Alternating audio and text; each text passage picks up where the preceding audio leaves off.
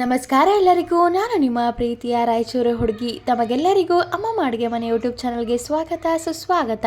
ಇವತ್ತಿನ special recipe ಏನಪ್ಪ ಅಂದರೆ, ತುಂಬ ಜನ ಕೇಳ್ತಾ ಇದ್ರಿ ಮಸಾಲ ದೋಸೆಗೆ ಹಚ್ಚುವಂಥ ಮಸಾಲ ರೆಸಿಪಿನ ಹೇಳಿ ಅಂತ.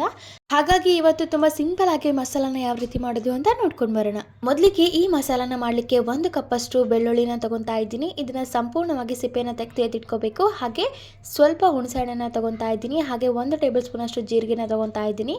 ಹಾಗೆ 1 ಇಂಚಷ್ಟು ಬೆಲ್ಲವನ್ನು ತಗೊತಾ ಇದ್ದೀನಿ.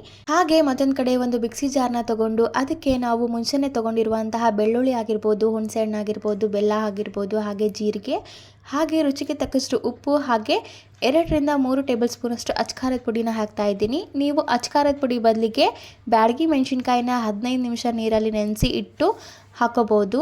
ನಾವು ಜಾಸ್ತಿ ಖಾರ ತಿನ್ನೋದ್ರಿಂದ ನಾನು ಅಚ್ಕಾರದ ಪುಡಿನ ಹಾಕ್ತಾ ಇದ್ದೀನಿ. ನೀವು ಸಪ್ಪೆ ತಿನ್ನಬೇಕು ಅಂದರೆ ಅಥವಾ ಮಕ್ಕಳು ತಿಂತಾರೆ ಅಂದರೆ ಬ್ಯಾಡಗಿ ಮೆಣಸಿನ್ಕಾಯಿನ ಹಾಕಿ, ಅದು ಖಾರ ಅಷ್ಟಿರೋದಿಲ್ಲ, ಹಾಗೆ ಒಳ್ಳೆ ಕಲರ್ ಕೂಡ ಬರುತ್ತೆ. ಹಾಗೆ ಮತ್ತೊಂದು ಕಡೆ ಇದಕ್ಕೆ ಸ್ವಲ್ಪ ನೀರನ್ನು ಹಾಕ್ಕೊಂಡು ನುಣ್ಣಗೆ ರುಬ್ಕೋಬೇಕಾಗುತ್ತೆ. ನೀವು ನೀರು ಹಾಕದೆ ಕೂಡ ರುಬ್ಕೋಬೋದು, ನೀರು ಹಾಕಿ ಕೂಡ ರುಬ್ಕೋಬೋದು. ನಾನು ನೀರು ಹಾಕಿ ರುಬ್ತಾ ಇದ್ದೀನಿ.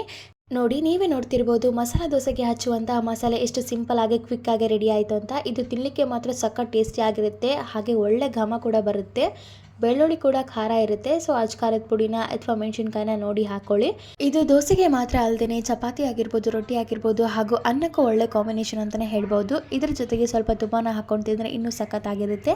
ಸೊ ಇದಾಗಿತ್ತು ಇವತ್ತಿನ ಸ್ಪೆಷಲ್ ಮಸಾಲ ದೋಸೆ ಮಸಾಲ ರೆಸಿಪಿ.